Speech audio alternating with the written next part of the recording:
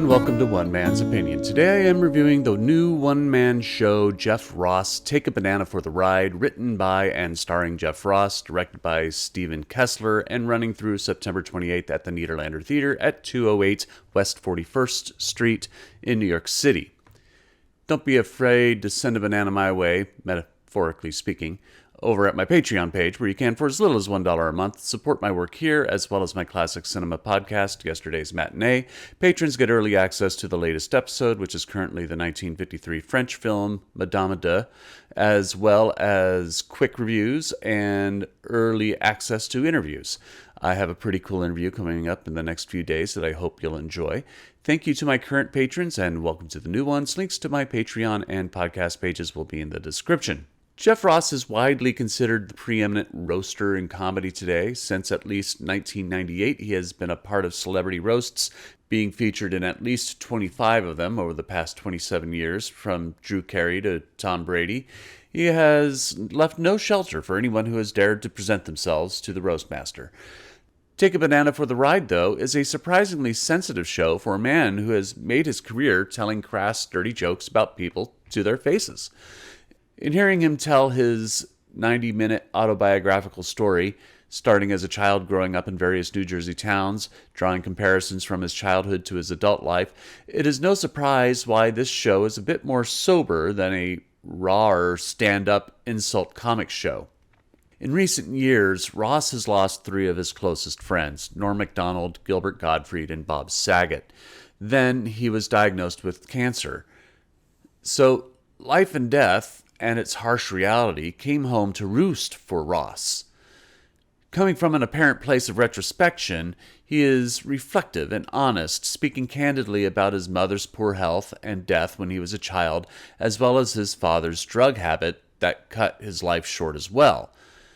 Being a comedian, Ross does cut through the heavier moments with self-deprecating humor. He uses it to reminisce on his time being raised by his grandfather and taking trips to New York City to practice his stand-up act, which is where the title of the show comes from. A lot of the self-deprecation is directed at his Jewish heritage, especially when he reflects on his time during the COVID-19 pandemic, adopting two German shepherds, which spurs a series of Nazi jokes at the dog's expense. Considering his bread and butter is insult humor, there's very little here. Aside from a brief montage of clips from his time at various roasts at the top of the show, he pretty much stays away from roasting any celebrities. As it is expected, he does throw a few light barbs at people in the audience, but it doesn't feel like it is something he is in a mood to do here. He is more interested in talking about what is important to him right now, celebrating the people he has loved that have passed on, and measuring the importance of life that is left. He even throws in a couple songs that he sings with some mild degree of ability, accompanied by two musicians on stage who create an atmospheric score. It's cute, it's fun. Like I said, nothing too harsh or insulting in his classic fashion. Beowulf Boritt has created a sort of lounge environment, or maybe a parlor, with a piano, a chaise, and frames hanging around the back of the stage, which projects images of Ross's past. It's another great design by Boritt. At this point, I would expect nothing less. Now, I do have to bring up the elephant in the room.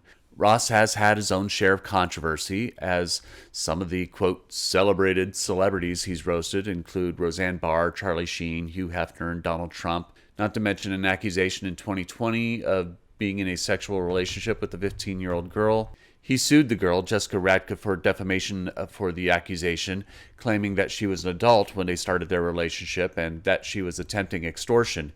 The case was eventually dropped in 2023. Also, he has gone on record repeatedly that though he has visited Trump several times at the White House and Mar-a-Lago, he is in direct opposition of Trump's political views. So, take that information as you wish. It is far from comprehensive. So, if you don't know how you feel about it all, I encourage you to spend some time researching it more before making a decision on whether or not you want to come to the show based off of some of the things that he may or may not have done in the past. If it deters you from wanting to see his show, I totally respect and support that. But if his past, at best questionable, relationships are not a deal breaker for you, there is a lot of uplifting and funny storytelling going on here. And yes, it is funny, but there is a lot more to it than just jokes. I dare say that the show is more introspective, sentimental, and inspiring than funny. So, if you're looking to see Jeff Ross on Broadway, expecting to see a laugh-a-minute, 90-minute insult comedy show, temper your expectations. This is something far more personal than that. But I am only one man's opinion, so be sure to leave yours in the comments below. If you'd like to see Jeff Ross take a banana for the ride, I'll leave a link in the description where you can get tickets. Also in the description will be links to my Patreon, podcast, and social media handles where you can follow and support my work.